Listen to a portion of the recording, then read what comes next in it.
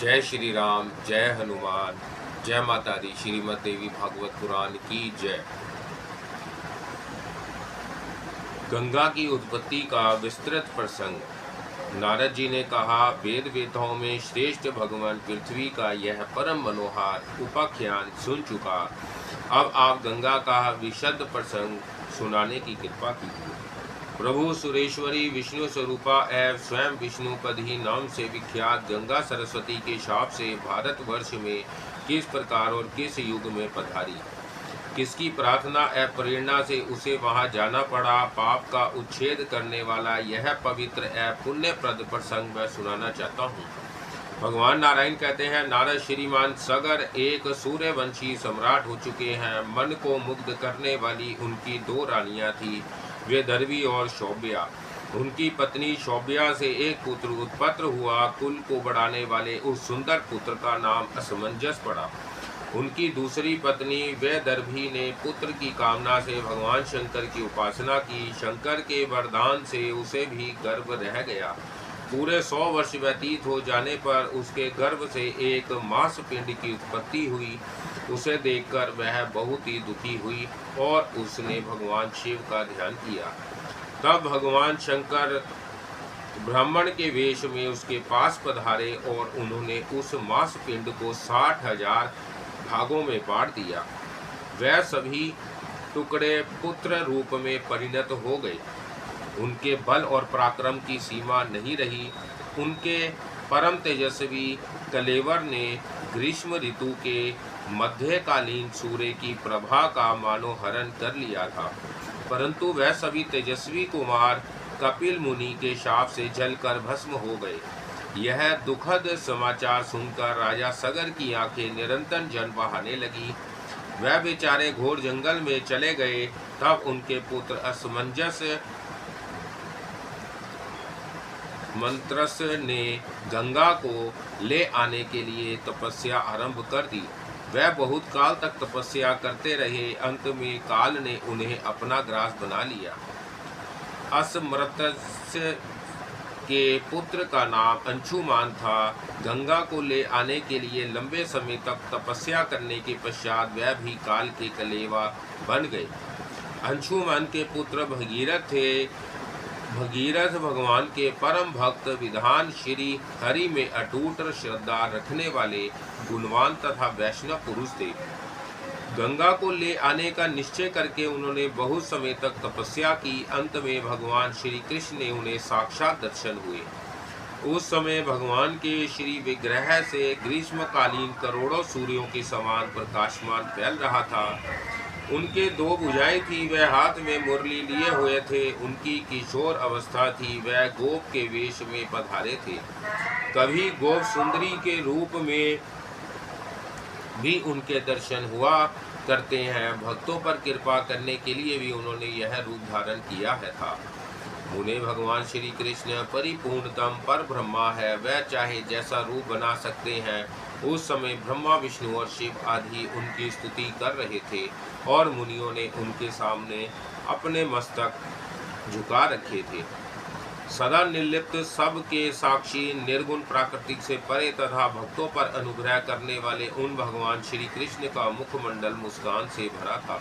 विशुद्ध चिन्मय वस्त्र तथा दिव्य रत्नों से निर्मित आभूषण उनके श्री विग्रह को सुशोभित कर रहे थे। उनकी यह दिव्य झांकी पाकर भगीरथ ने बार बार उन्हें प्रणाम किया और स्तुति भी की। लीला पूर्वक उन्हें भगवान से अभिष्ट वर भी मिल गया। वह चाहते थे कि मेरे पूर्वज तर जाएं। परम आनंद के साथ उन्होंने भगवान की दिव्य स्तुति की थी।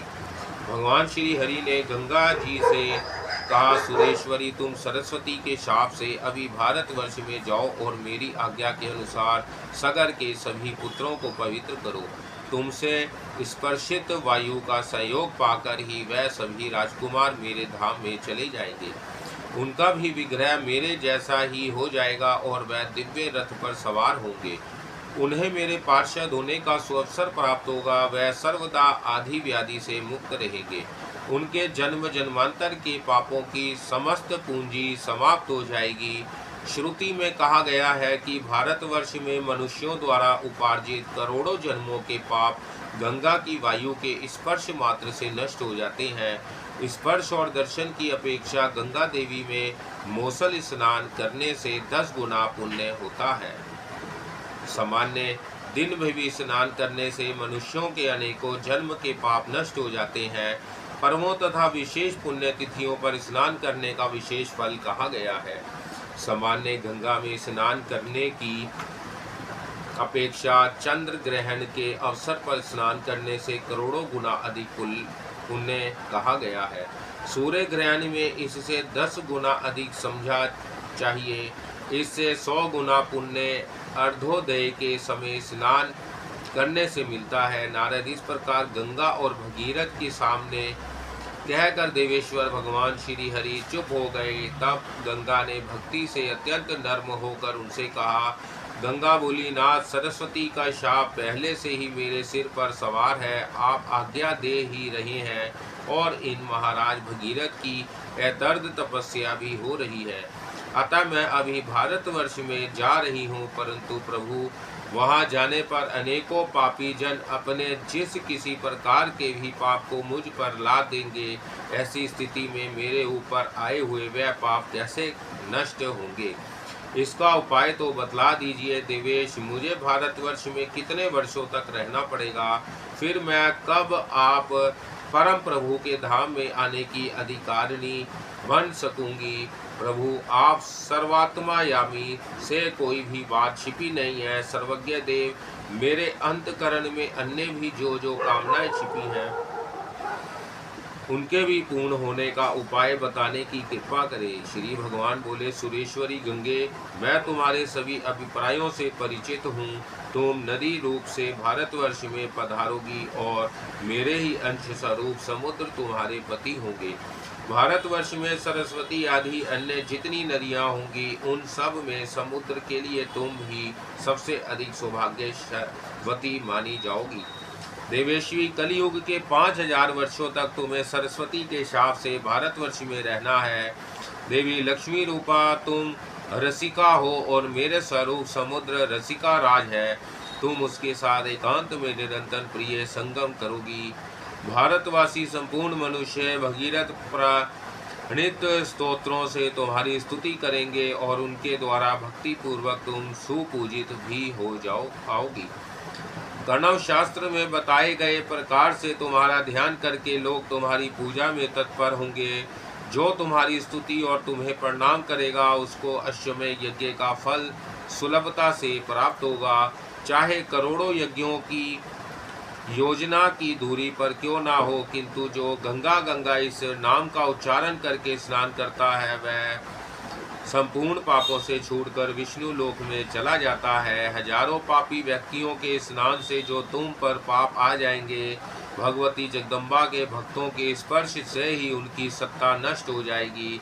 हजारों पापी प्राणियों के शव का स्पर्श अवश्य ही पाप का साधन है, किंतु देवी के मंत्र का अनुष्ठान करने वाले पुण्यात्मा भक्त पुरुष भी तो तुम्हारे में स्नान करने आएंगे। उनके स्नान से तुम्हारा वह सारा पाप नष्ट हो जाएगा।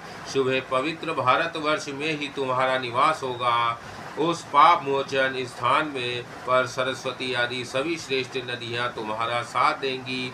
जहाँ तुम्हारे गणों का कीर्तन होगा वह स्नान तुरंत तीर्थ बन जाएगा। तुम्हारे रज कण का स्पर्श मात्र हो जाने पर भी पापी पवित्र हो सकता है और उन रज कणों की जितनी संख्या होती है उतने वर्षों तक वह देवी के लोक में बसने का अधिकारी माना जाता है।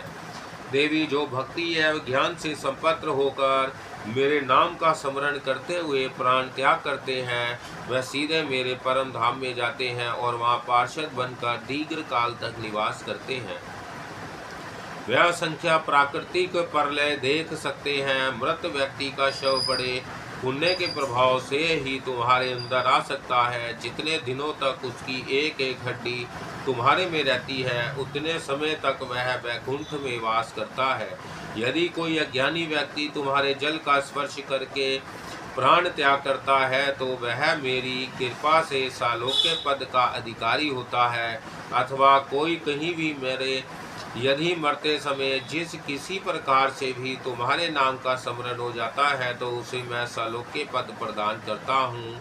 ब्रह्मा की आयु पर्यंत वह वहाँ रह सकता है। कोई तीर्थ में मरे या अतीर्थ में तुम्हारे स्मरण के प्रभाव से सारूप्य पद का अधिकारी वह पुरुष ऐसा शक्तिशाली बन जाता है कि वह त्रिलोकी को भी पवित्र कर सकता है।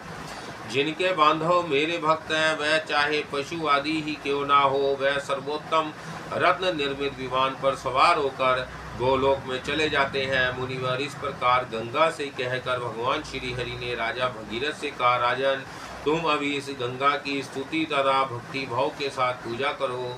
तब भगीरथ भक्ति पूर्वक गंगा के सत्वन और पूजन में संलग्न हो गए। कोथुक मी शाखा में कहे हुए ध्यान और स्तोत्र से उन्होंने गंगा की पूजा संपन्न की। तदंतर उन्होंने परम प्रभु परमात्मा भगवान श्री कृष्ण को बार बार प्रणाम किया। इसके बाद भगीरथ और गंगा की अभिष्ट स्थान की ओर यात्रा आरंभ हो गई। तथा भगवान अंतर्धान हो गए।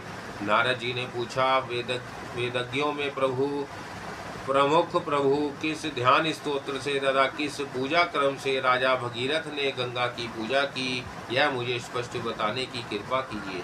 भगवान नारायण कहते हैं, नारायण, राजा भगीरथ ने नित्य क्रिया के पश्चात स्नान किया, 2 स्वच्छ वस्त्र धारण किए, तब इंद्रियों को नियंत्रण में रखकर भक्ति पूर्वक 6 देवताओं की पूजा की। वह 6 देवता है गणेश, सूर्य, अग्नि, विष्णु, शिव और भगवती शिवा। इन देवताओं का पूजन करने पर वह गंगा की पूजा के पूर्ण अधिकारी बन गए। नारद, विघ्न दूर होने के लिए गणेश की आरोग्यता के लिए, सूर्य की पवित्रता के लिए अग्नि, लक्ष्मी प्राप्ति के लिए विष्णु की, ज्ञान के लिए ज्ञानेश्वर शिव की तथा मुक्ति पाने के लिए भगवती शिवा की पूजा करना आवश्यक है। विधान पुरुष को इन देवताओं की पूजा संपन्न कर लेने पर ही अन्य किसी पूजा में सफलता प्राप्त होती है। मुने सुनो, इस प्रकार से भगीरथ ने गंगा का ध्यान किया था।